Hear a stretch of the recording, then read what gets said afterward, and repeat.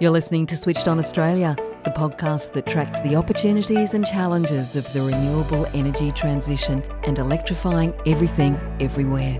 Switched On is proudly brought to you by Boundless Earth. Boundless Earth uses philanthropy, investment and direct advocacy to help Australia become a global force in a decarbonised world.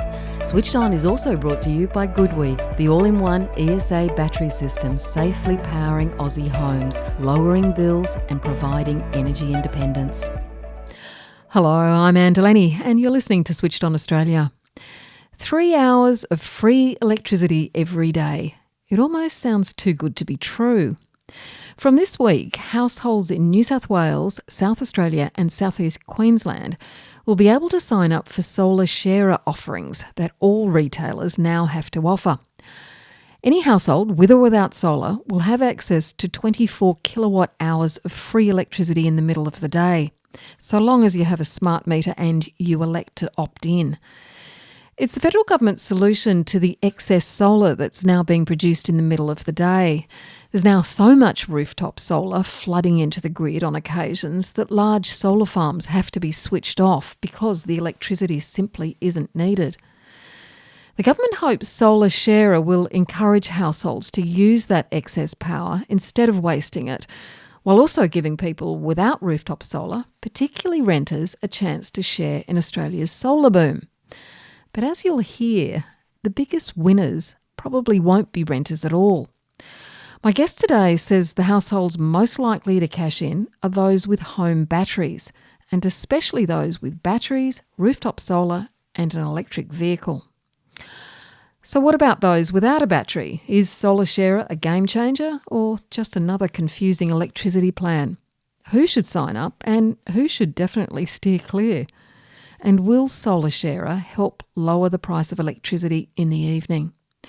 To steer us through all that detail, I'm joined today by Ronald Brakels from Solar Quotes.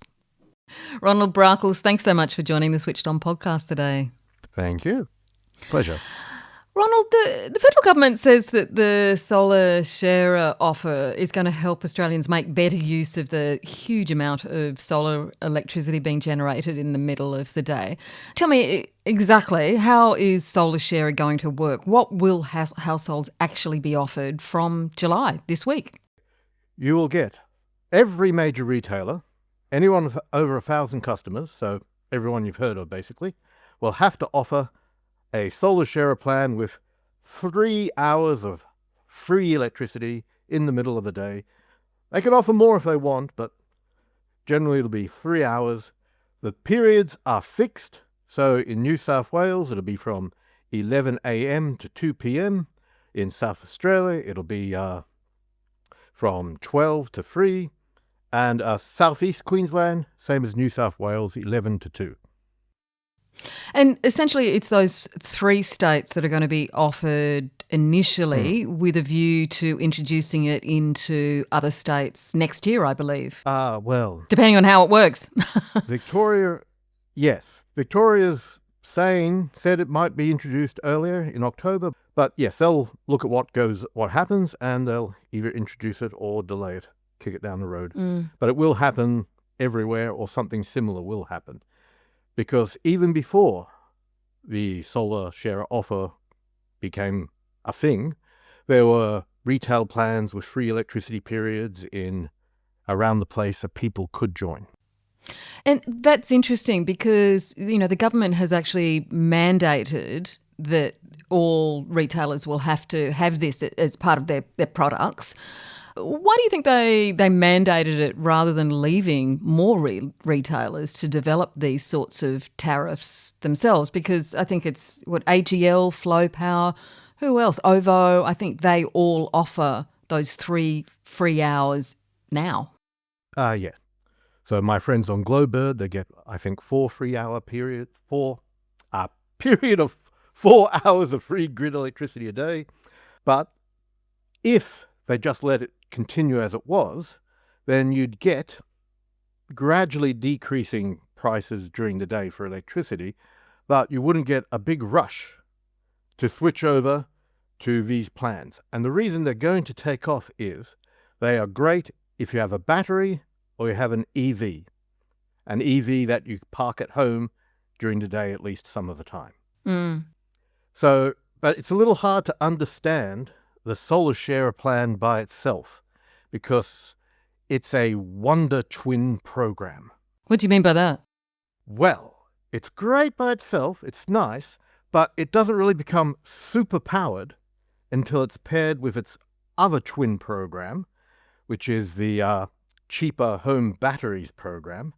And once they come together, it's wonder twin powers activate, and you get a massive amount of batteries installed, thanks to the cheaper home batteries program, making them much cheaper to install. And then you get a heap of people going, this solar sharer offer lets me charge my battery during the day for nothing. So you get a huge number of people doing that. And the free breaks people's brains. People go, free? I want that. So there's going to be a huge uptake. People are going to set their batteries to charge during the free period, and this will result in a reliable, consistent decrease in peak electricity use in the evening. And that's what will allow coal power stations to be shut down. But, as you said, the people who are more likely to benefit are people with batteries and with an EV. I mean, they're already doing quite well. I'm doing quite well. I admit I have solar, batteries, EV, so I'm doing quite well. But the government did say that they wanted people like renters who don't have solar, for instance, to be able to benefit from this scheme. You've outlined who's going to benefit. Are they going to benefit? It all depends. So I could benefit from going onto this scheme. I could... You're a renter? Yes. At the moment, I am renting. So I could have a hot water heater switch on during the free period. I could do the washing, turn on the dishwasher. It basically comes down to, one, are you able to shift electricity consumption to the middle of the day? Two, is it worth your while? Are you willing to do that? And yeah, it won't benefit a lot of people, but they will benefit from the cheaper electricity prices, or, cheaper than what they would otherwise be, thanks to people using electricity during the middle of the day and not letting it go to waste. And they'll also benefit from not having all these old coal power stations on the grid. The concern is, though, that, and this is a realistic concern, because I understand that it's already happened with those retailers who offer the 3 free hours already, and that is you end up paying more in the evenings and during the shoulder period. What's to say that that's not going to happen now with the solar sharer scheme as more retailers take it up? Well, with the solar sharer plan, what's going to happen is people have a battery, they'll charge it for free in the middle of the day, and then the battery will be full early in the afternoon every day. So it will always be available for them to use in the evening. And once you have more people using their own battery power in the evening, the demand for grid electricity drops, and so the price of electricity in the evening will drop. So you could have electricity retailers trying to charge high amounts in the evening, and people with batteries might say, oh, I don't care because I never use electricity in the evening. People who do say, yeah, this plan's not for me, and they'll get a plan that suits their electricity consumption patterns. And they'll be available because while competition doesn't work very well, it does work, and those plans, which offer a rate which is reasonable, will be available. Ronald, I don't trust the retailers to be reducing their prices in the evening, though, because they're going to want to be clawing back some of the cost of solar sharer. It's like if they're offering free power during the middle of the day, they're going to try and claw it back. So even though eventually it might lower those prices in the evening, surely there's going to be a period when it's going to be pretty narky for some people if they do go on to this and they end up paying much more in the evening. So the government has said, all right, we're going to have the solar share offers, but you electricity retailers can charge more at other periods to make up for it, which is okay if you're shifting your consumption out of the expensive periods into the free periods. If it's not, that's no good. But where they will get you is with the daily supply charge. That can be hiked up very high. My sister is in rural New South Wales in the essential area, and they say it can be hiked up by another nearly 90 cents above what she's currently paying. Yeah. So that's about $310 extra a year. I've looked at her electricity plans, and she has solar but no battery. But if she gets a battery, charging it from free electricity will significantly increase the savings from that battery, but she'll have to make sure it's more than any extra daily supply charge she has to pay.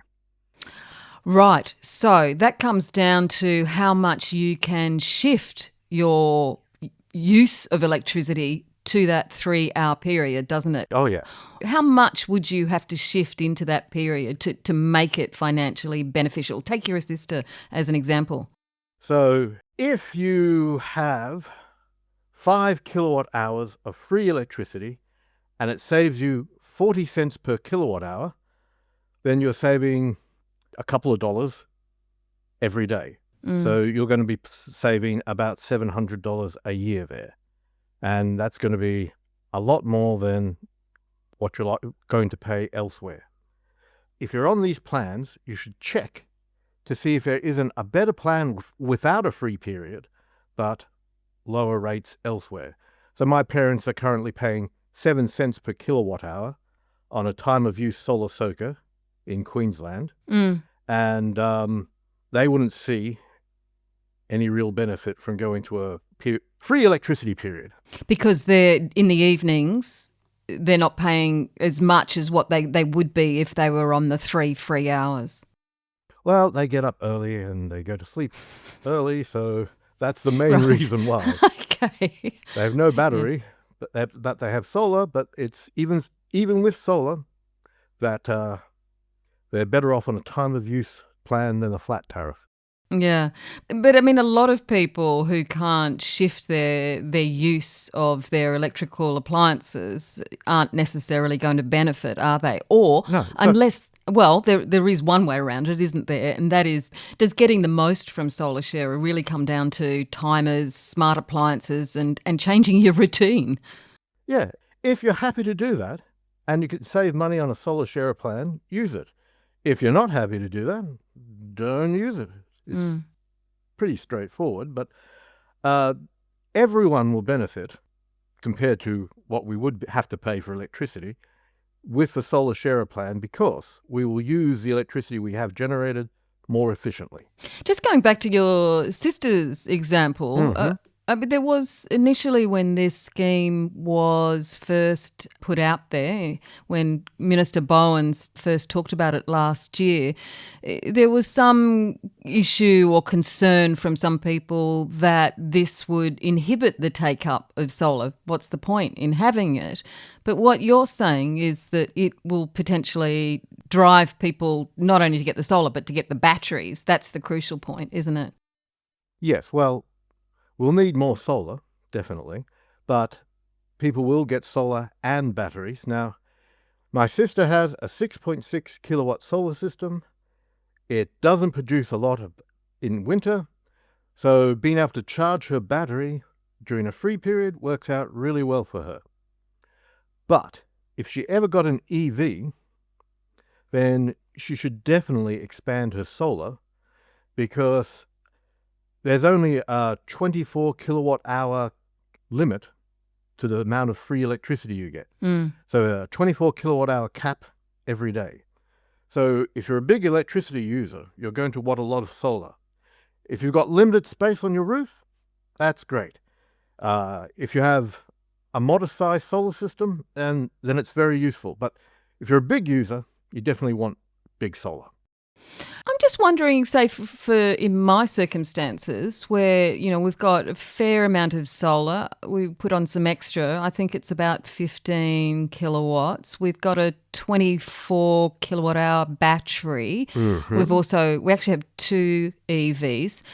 Is it possible for me during the day to charge up my battery from the grid if I take up the solar sharer offer, and at the same time charge my EV with my own solar?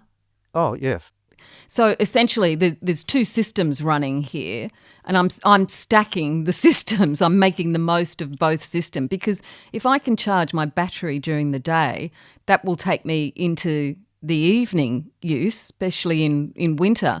And when I've got solar myself during the day, I can use that on all the loads, all the demand loads that I need. Heat my hot water system, charge my car, maybe, well, depending on how much solar, at least partially.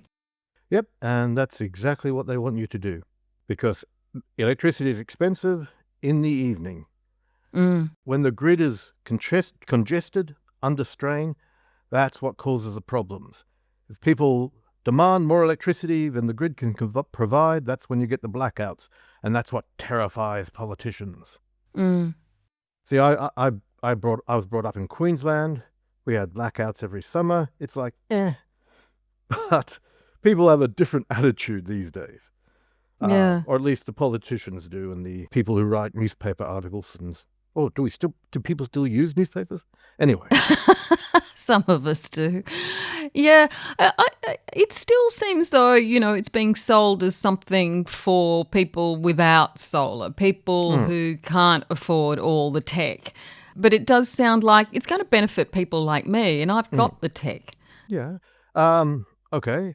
If you do have solar and no battery, it may not be of any benefit to you. If you do have a battery, almost certainly it'll be great for you.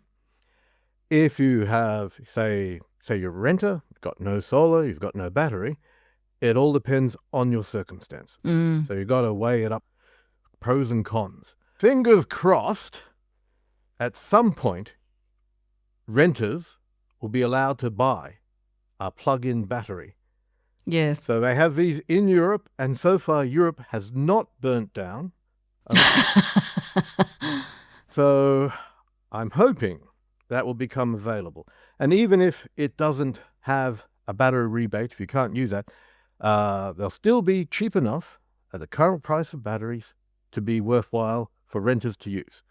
And they'll be able to move them, take them from rental to rental when they move.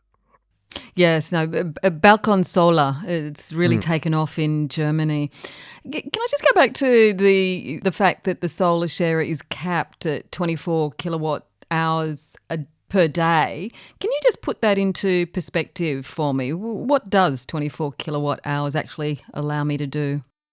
The government says 24 kilowatt hours is the average electricity consumption for a typical household. How many people in that typical household? That's for a household with multiple people. About 17 is what a typical household uses. 24, because some households use a lot, that's more like an average. It's a little odd that they say, we're going by the average of family users. The number they should pick should be, what won't cause a mess if we get far more people joining and charging their batteries during the day than we expect. That should be the number they pick. But anyway, 24 is okay. I'd be happier if it was higher. That'd make it easier for people. They wouldn't have to worry about it. But a lot of people... But just tin tax, what though? What does that allow me to charge? All right, so you get about 5 kilometers per kilowatt hour you put into your car. Depends on your EV. That's 120 kilometers of driving. The average car is only driven about 40 kilometers a day. So if you're going to take a long trip and you didn't want to pay anything, you could just make sure you get the charge high during the free period, drive a long way, then gradually work the charge up over the next few days. If you had a big battery, you could put 24 kilowatt hours into it. Now, in reality, you get losses. So it might be 22 kilowatt hours, 21 kilowatt hours. That's going to run any normal household all through the night until your solar's producing electricity again. Mm-hmm. If you have a huge electricity consumption, yes, it might run out. If you charge your EV at night, yeah, it could run out. But for most people, that's plenty. So the only people who you think are likely to bump up against that cap are people, multiple households, big houses with EVs, with expensive heating systems or cooling systems, and expensive large hot water tanks, etc. Yeah, basically. There is a lot of people who use a lot of electricity, but the majority of people will be okay. If you use a lot of electricity, then yes, be careful. Be aware there's a 24 kilowatt hour cap. Also be aware that a lot of batteries can only charge and discharge at 5 kilowatts. So even if you wanted to, you could only put, at most, 15 kilowatt hours into your battery during the free period. Ah, right. Oh, that's a good point. Yeah. But if your solar is also working, you can top it up further. My guest today on Switched On Australia is Ronald Brakels from Solar Quotes, and we're getting the ins and outs on the new Solar Sharer scheme, which every retailer will have to offer customers in New South Wales, South Australia and South East Queensland from this week. And we'll be right back after this message from one of our sponsors. G'day, Alex Carey here. The Goodwee ESA all-in-one home storage solution is here, and it's a game changer. It's packed with market-leading features, full home backup and 6-level battery protection. With up to 48 kilowatt hours in a single stack, the ESA is a breeze to install with no gateway needed.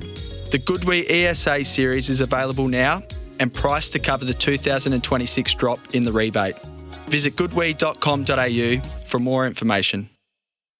So actually just coming back to my situation, if I'm trying to get my battery as full as possible through the 3 free hour period, and I do want to charge my car somewhat and I'd like to get some hot water, is that also going to depend on how the inverters are set and how, whether or not the system is set to charge the battery first or to use my solar first and then charge the battery? Does it all depend on how that is all configured?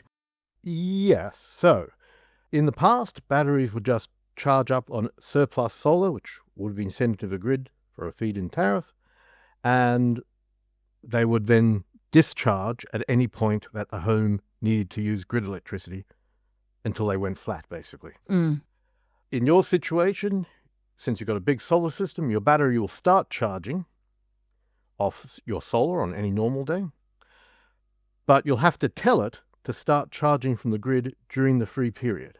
Mm-hmm. So if your free period starts at 11 a.m., you'll have to have the battery programmed to start at 11 a.m. and then stop charging from the grid at 2 a.m. And one of the good things about the solar sharer offer is the time periods are firmly fixed. Now, this might seem inflexible. Hey, the retailers can't change them. But what it means is people can say to their battery installer, just set my battery so it'll charge from the grid during these times, and then it'll be right. Because some people love to fiddle with their batteries. Most people don't. They want to set and forget.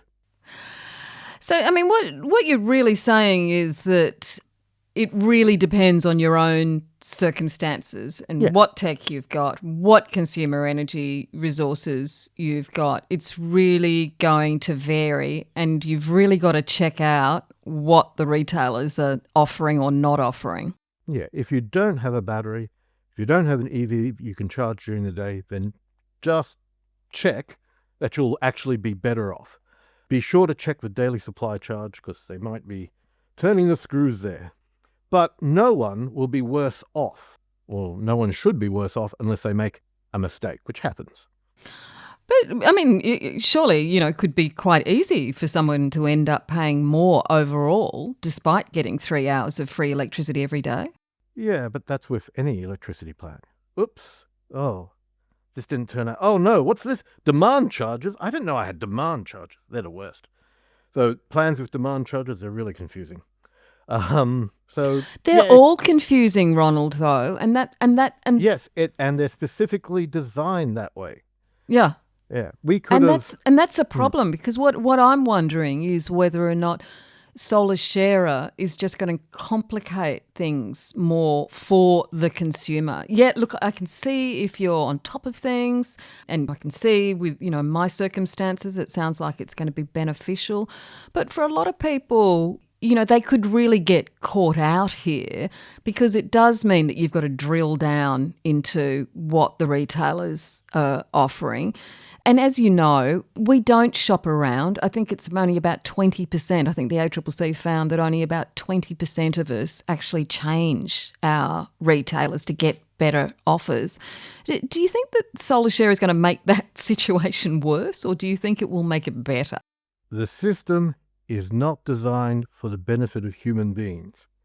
It's designed to extract money from people taking advantage of their human weaknesses. So humans are smart. We're the smartest type of monkey around. If we had one figure to worry about, we could say, oh, this figure's higher, this figure's lower, give me the cheaper one. But once you start throwing in time of use tariffs, it gets more complicated, and daily supply charges, and most people are like, too hard. That's reasonable because people have lots of things to worry about. At any point, the government could have said, yeah, we're going to fix the daily supply charge at 50 cents for every electricity plan, just to make it easy for people to compare them and see which is better. Or they could have set it at zero and had no supply charge. We probably wouldn't need the cheaper home batteries program if we did that, because then we'd pay more for electricity but not have any daily supply charge. We can talk about the solar sharer plan, but making the system work for Australians, for human beings, is sort of a different discussion, and I could really go into that. But it's not the solar sharer's fault it's complicated. No. It's various reasons, including privatization and so forth.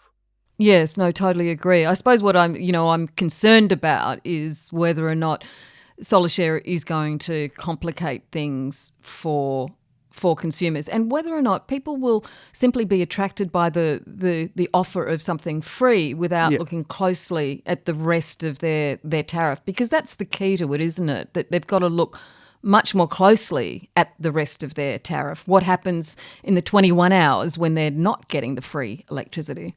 Yes. Well, our IT team is working hard to update our battery calculator at Solar Quotes, so it will take into account free periods of electricity. So that's one way people can check once it's up and running. And that's an extra layer of effort for people to go through, but that's one thing which helps. Doesn't solve the problem, it helps. Sure, there are services and calculators, as you say, that can offer that. The problem is the likelihood that consumer inertia could be an obstacle to the scheme actually succeeding. Well, my guess, it's just my gut feeling, but I have a large gut, is that I can't see it, Ronald. is that everyone who gets a battery installed from now on is going to be going, ooh, this charging up for free sounds good. I want to do that. So I have a friend just installed their battery, and he got the battery because he wants to charge it up during the day. He's really into it. He really follows his electricity bills and so on, and sees where he can save money and so forth.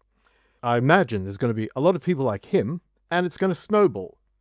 Not everyone will do it when they get a battery, but people will look at their friends, they'll talk about it, they're saying, oh, I'm saving this much by charging for free during the day, and they say, oh, my battery's just sitting there doing nothing, I want some of this free money. So there will be a lot of people doing this. That's my feeling. I could be wrong, I've been wrong before, but I'm pretty confident, 90%. And that's going to take off, and we're going to have a huge number of people doing this. I'm definitely going to make my sister do it. Get a battery first, though. Oh, she's going to get a battery, but I'm going to make sure she charges it during the day. Some people won't do it because They don't understand it. A lot of people do it, and once others who are reluctant see people doing it, they'll say, oh, okay, I trust these people. I will do this too. So, yeah, I think it's going to be big. Fingers crossed. Okay. Fingers crossed. And going back to why it was introduced in the first place, you're quite confident it is going to reduce solar curtailment and Yes. make better use of renewable energy.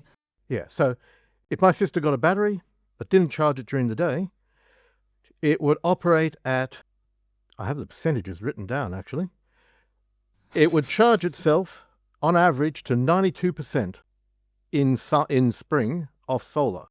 In summer, only 87% because she's using more energy for the air conditioner. Right. Autumn, it'll get to 91%. So it's doing quite well off her solar, but it's not getting to 100% on every day. Some days it's not being fully charged by her solar system.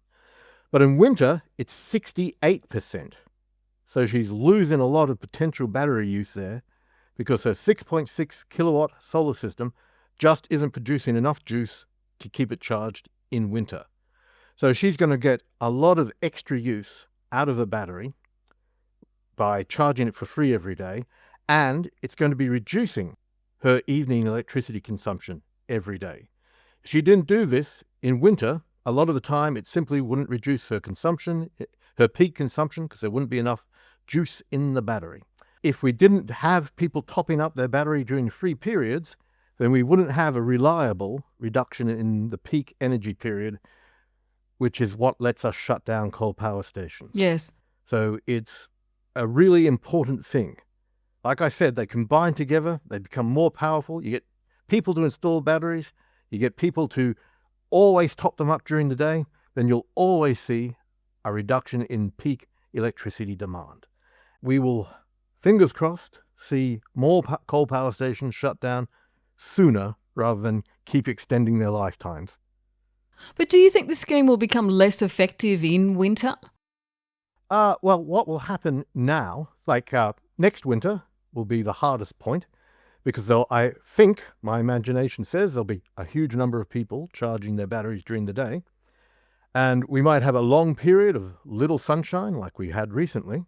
Because of that, coal power stations will increase their output, gas will be burnt, and water will be let out of hydroelectric dams to generate electricity to charge these batteries in the middle of the day when not enough solar is being produced. But that still will result in less fossil fuel use in the evening. And so it balances out, more or less. There are, always losses here and there in the system, but it still works out. So, and as we get more solar installed, there will be less need to use fossil fuels or hydroelectricity in the middle of the day to charge these batteries during cloudy periods in winter. One thing we haven't talked about is energy efficiency and having homes that are well insulated, efficient, fully electric. But that whole point about a home having thermal efficiency. I spoke to somebody from Flow Power. He's a renter and he was accessing the 3 free hours of electricity that Flow Power already offers. But he was living in a rental property that wasn't well insulated, didn't have any draft proofing, and he ran his own little experiment to see if he could blast away with his free power during the middle of the day to see whether or not he could heat his home and lessen the draw on the grid during the evening. He didn't stand a chance, he said, because the house was not properly insulated. There was nothing he can do about it either as a renter. He determined that it wasn't of much use to him to be doing something like that. Yes, so the place I'm in now, I think, would be the only place where there'd be a chance of blasting your air conditioner in the middle of the day would help in the evening, because it's a bit of a bunker. So, but every other place, whether rented or not, it was barely any insulation, too drafty. In Queensland, we always have plenty of gaps under the doors so the spiders can get in when it rains. It's Yes, there's no real hope of that happening. So you go to my parents' house in Queensland. It's an old Queenslander. I went there once. I gave them a huge speech about how they should get solar and how it would benefit them. And then I went away and I came back and said, "Did you get solar?" And they said, No, we got insulation in the ceiling instead. So I pulled up the rug and I said, "Mum, Dad, I can see the floor between the cracks in the boards. I can see the ground. I can see the dirt. The insulation in the ceiling, it's not doing a lot." So I had to buy them solar. That might have been their plan. But, look, the point that I'm trying to make is that, again, maybe, even though this was originally pitched as something for renters, the reality is that it's going to benefit other people more than renters who can't properly insulate their homes, for instance. Yeah, it's okay. The people who benefit most are generally not renters, but it doesn't hurt renters, and it may benefit them. So yes, depending on whether or not they have flexibility during the day to put all the appliances on. Yeah. I mean, I when I was born, people were a little more optimistic. I don't know why. Things were terrible back then. But now I look around and think, wow, we've got all this technology. We're a lot richer than we were, but everyone seems depressed. So I just want to try and be more cheerful and point out that, the solar sharer, it's not perfect. It's not going to help everybody, but it's not going to hurt anyone, and it will help everyone to some degree in a small way, because electricity in the long prices, immediately, it's happening now. We got electricity prices are lower than what they would be, thanks to a huge amount of home batteries that have been installed over the past year. Yes. So even if you don't have a battery, you're being helped that way, in a small way, but still helps. I know you said that you thought that Solar Sharer would have another, I suppose, explosive effect like the cheaper home battery scheme has had, which is just, it's run away from every prediction, every bit of modelling, every expectation. Over 400,000 batteries. But maybe people were waiting for that scheme, and people were waiting to put in the batteries. Yep. People were waiting for the prices to come down, essentially. But there was a hunger to put the batteries in. Most of us thought it was too expensive until we got the cheaper home batteries scheme, which is, unlike Solar Sharer, less than half of Australians have even heard of Solar Sharer. I know it hasn't started yet, but it is about to. But at the University of Queensland they did a little survey, and that's what they found. Less than half of us have heard of it. It's only going to be a success if householders understand it, or there's the risk that many households will just simply stick with what they've got. Yeah, but people who have batteries, they're going to be 95% of them will soon know about it. And people with EVs, most of them are going to become aware of it. And they're the ones who are going to have the big effect on the system. So, yes, there'll be a lot of people who never think about it, but while there will be people who could benefit, who will miss out, they're the ones who probably won't have a lot of difference either way. So my parents were on a flat tariff. I looked at their electricity and said, oh, in the rural Queensland, you have the time of use solar soaker, 7 cents during the day, you'll be better off than that. So they're a couple $100 a year better off with that. To them, it's a reasonable amount. They're not, they're pensioners, but it's not a huge amount for most Australians. So there's always an electricity plan that would be better for you. Will you find it? Will you go on it? And you've got to decide, are you going to make the effort or not? It's a bit of a pain. Yeah. Just finally, Ronald, if you could give households one piece of advice before they decide whether to sign up to Solar Sharer, what would it be? If you have a battery, get it. 99% of the time, you'll be better off, or let's say 95% of the time, just to be on the safe side. If you have an EV you can charge during the day, get it. If you're renting, you don't have solar or a battery, think carefully. If you just have solar, there's a good chance it won't benefit you because you may have to pay a big fat extra supply charge per day. Ronald Brakels, thank you so much for joining the Switched On podcast today. It's been a pleasure. Thank you very much. And Ronald Brakels is from Solar Quotes. They help households compare solar, batteries, EV chargers and home electrification options. Thanks for listening today. Don't forget to please like, comment, tick, give us a review on your favourite podcast platform. It will help us reach more people who want to hear about the energy transition. I'm Anne Delaney, and I'll see you next time. Switched On Australia was proudly brought to you by GoodWe. GoodWe's all-in-one ESA home battery helps Australians store more of their own solar energy and rely less on the grid. With strong local support and technology already trusted in thousands of homes, GoodWe is making the switch to electrification simpler and more affordable. GoodWe is proud to work with Australian cricketer and GoodWe ambassador Alex Carey. Find out more at goodwe.com.au. Switched On Australia is also proudly brought to you by Boundless Earth. Boundless Earth uses philanthropy, investment and direct advocacy to help Australia become a global force in a decarbonised world.